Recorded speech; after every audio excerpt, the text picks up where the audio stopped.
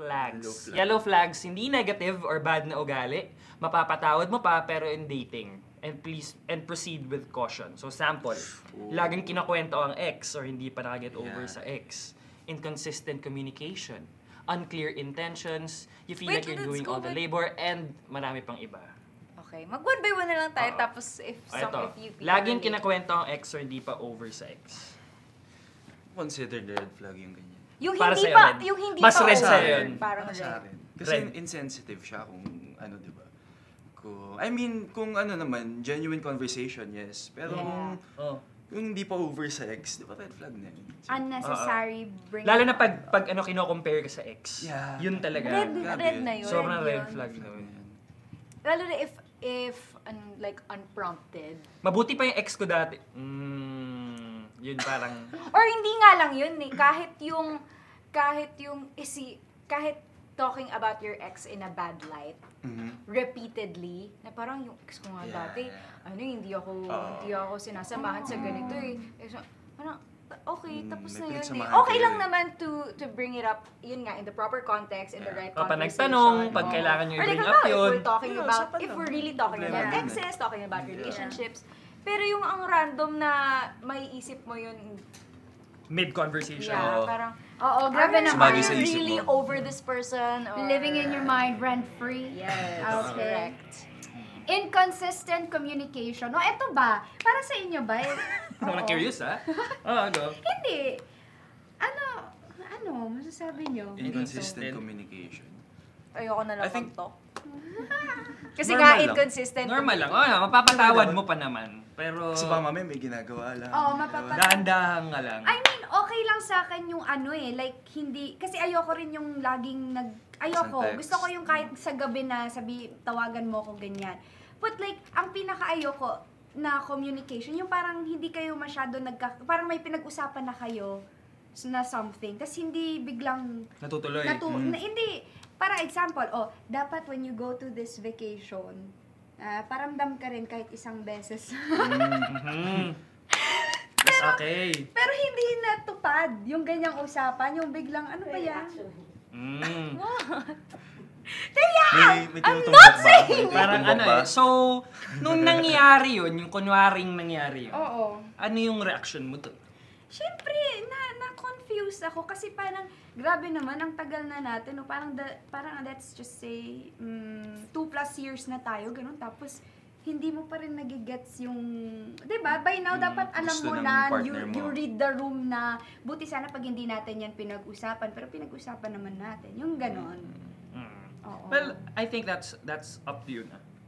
Up, yan. At sa kung anong kaya mong, hanggang saan ka? Pero I decided na intindihin yung tao. Kasi parang sabi ko, hindi naman pala to ganun ka super duper big deal. Napag-usapan naman din after.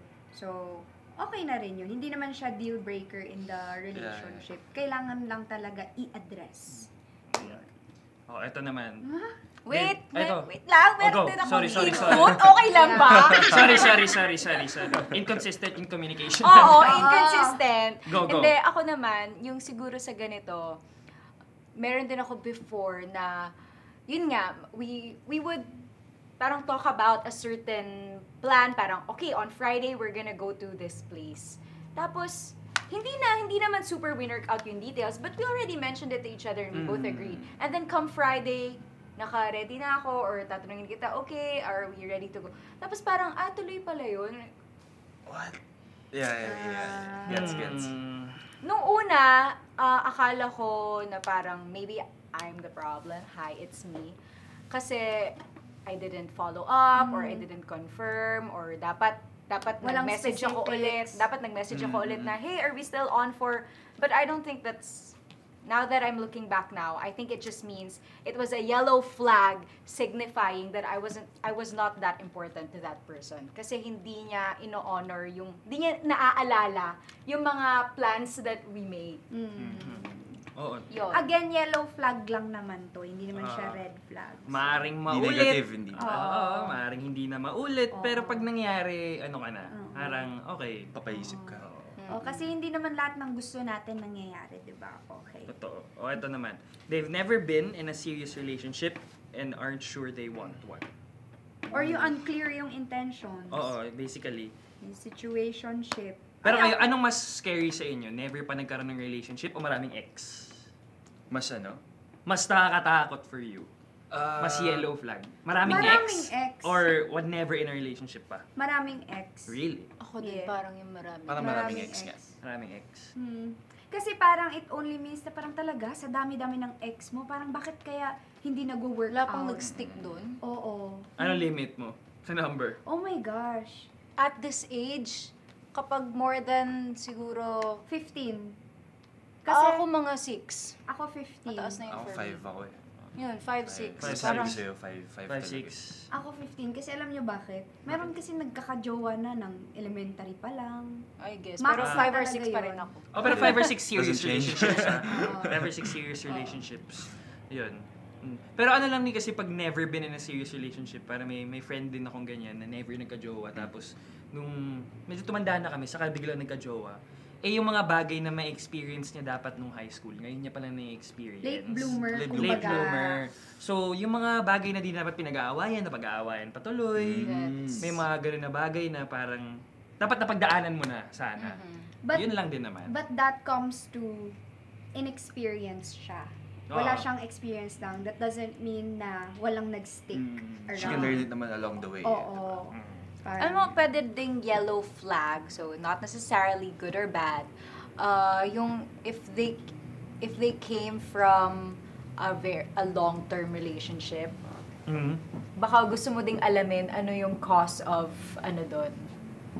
Separation. Oo. Tapos ako din, like, there was a time that I dated someone who was quite mature na in age. Not old, but like, older than me. And para sa akin, green flag na parang, he's so much more mature than me, he's so established, ganyan.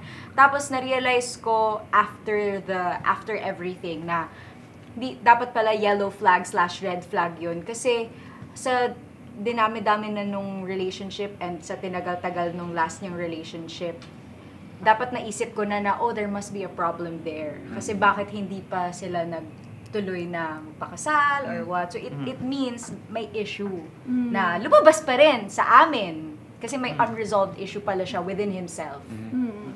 Yon. Pero yellow flag din talaga pag galing sa long-term relationship. Parang